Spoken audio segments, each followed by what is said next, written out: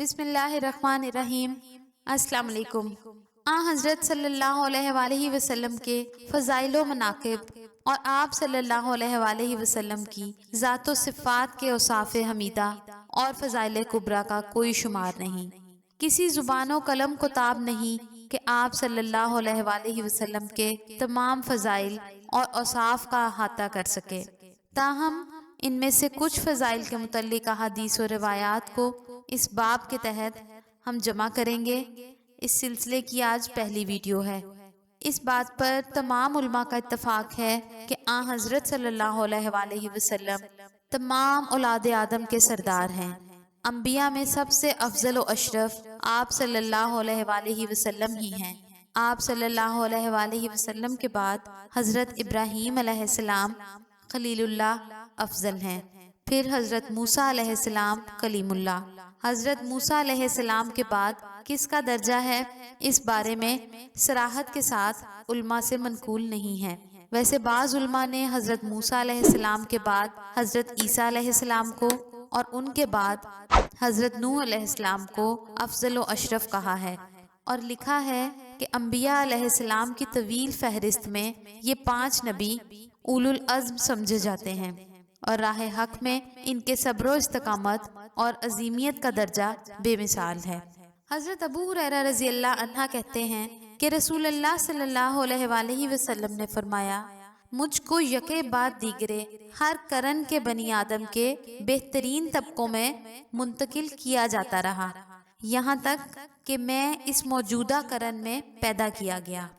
یہ صحیح بخاری کی حدیث ہے، اور اس کی تشریح کچھ یوں ہے کہ بہترین طبقوں سے مختلف زمینوں کا ہر وہ طبقہ مراد ہے جس میں حضرت صلی اللہ علیہ وآلہ وسلم کے آباء و اجداد تھے، اور جو اپنے اپنے عہد میں اپنی خاندانی نجابت و شرافت اور انسانی فضل و کمال کے اعتبار سے ممتاز، نمایاں اور قابل تکریم و احترام رہا ہے، جیسے حضرت اسماعیل علیہ السلام اور ان کی اولاد، ان کے بعد کے عہد میں کنانا اور ان کی اولاد، ان کے بعد کے عہد میں ہاشم اور ان کی اولاد۔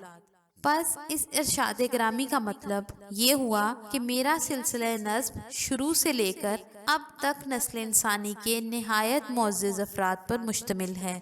میرے آباء و اجداد جن کی پشت در پشت منتقل ہوتا ہوا میں اس زمانے میں پیدا ہوا ہوں، اپنے اپنے عہد و زمانہ کے وہ ممتاز و نمایاں افراد تھے جن کی ذات، خاندانی نجابت و شرافت، سماجی عزت و شوکت، مجلسی تہذیبیت و متانت، قومی و وطنی مقبولیت، ذاتی برگزیدگی و افضلیت اور انسانی خصائل و فضائل کا منبع رہی ہے۔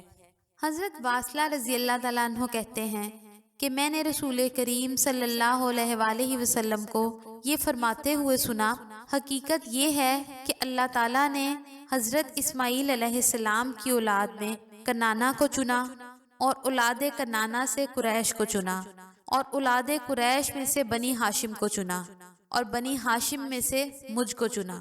یہ مسلم کی حدیث ہے، اور ترمذی کی ایک روایت میں یہ الفاظ بھی ہیں کہ اللہ تعالیٰ نے اولاد ابراہیم علیہ السلام اور اسماعیل علیہ السلام کو برگزیدہ کیا، اور اولاد اسماعیل میں بنی کنانا کو برگزیدہ کیا۔ اس کی تفصیل کچھ یوں ہے کہ حضرت صلی اللہ علیہ وآلہ وسلم کا نسلی اور نسبی تعلق حضرت اسماعیل علیہ السلام سے ہے۔ حضرت اسماعیل علیہ السلام کے بیٹے کیدار کی اولاد میں ایک شخص عدنان تھے۔ انہی عدنان کی اولاد بن اسماعیل کے تمام مشہور قبائل پر مشتمل ہے، اسی لیے عرب مستعربہ بنی اسماعیل کو عدنانی یا آل عدنان کہا جاتا ہے۔ عدنان کے بیٹے ماد اور ماد کے بیٹے نزار تھے۔ نزار کے جو 4 مشہور بیٹے بتائے جاتے ہیں، ان میں سے 2 بیٹے ربیہ اور مزر سب سے زیادہ نامور اور جزیرہ نما عرب کے بڑے قبائل کے مورث ہیں۔ مزر کی اولاد میں آگے چل کر ایک شخص کنانا ہوئے، اور ان کی اولاد مزر کے قبائل میں سب سے زیادہ مشہور و معروف قبیلے پر مشتمل ہوئی۔ کنانا کے بیٹے نظر، اور نظر کے بیٹے مالک، اور مالک کے بیٹے فہر تھے۔ یہی وہ فہر ہیں جن کا لقب قریش تھا۔ فہر کی اولاد میں بہت سے قبائل ہوئے، اور سب قریش کہلاتے ہیں۔ یہ تمام قبائل مختلف علاقوں اور گروہوں میں بٹے ہوئے تھے۔ ان کے درمیان نہ باہمی ربط و اتفاق تھا اور نہ کوئی اجتماعی نظام تھا۔ پھر ایک شخص کاسا بن کلاب پیدا ہوئے۔ انہوں نے بڑی محنت اور جدوجہد کر کے تمام قریش کو منظم کیا۔ ان میں اجتماعیت اور بیداری کی روح پھونکی، جس کی بدولت قریش نے نہ صرف مکہ معظمہ بلکہ تمام حجاز پر غلبہ و اقتدار حاصل کر لیا۔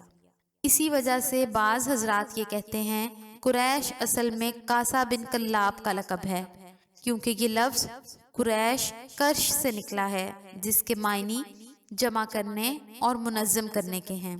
ظہور اسلام کے وقت قریش کی شاخوں میں سے جو شاخ سب سے زیادہ مشہور، باعزت اور غالب تھی وہ بنو ہاشم ہے، اور حضرت صلی اللہ علیہ وآلہ وسلم بنو ہاشم میں پیدا ہوئے۔ اس تفصیل کی روشنی میں امید ہے کہ حدیث کا مفہوم واضح ہو گیا ہوگا کہ اللہ تعالیٰ نے حضرت اسماعیل علیہ السلام کی اولاد میں سے بنو کنانہ میں سب سے زیادہ بزرگی اور عظمت حضرت صلی اللہ علیہ وآلہ وسلم کو دی۔ پس حضرت صلی اللہ علیہ وآلہ وسلم کی ذات گرامی اپنے سلسلہ نسب کی تمام تر بزرگیوں اور عظمتوں کا نچوڑ ہے۔ اللہ تعالیٰ اس شخص کو تر و تازہ اور شاداب رکھے جس نے ہم سے کوئی حدیث سنی پھر اسے یاد کر کے لوگوں تک پہنچا دیا۔ مزید اسلامی ویڈیوز کے لیے ہمارے چینل کو ضرور سبسکرائب کروائیں۔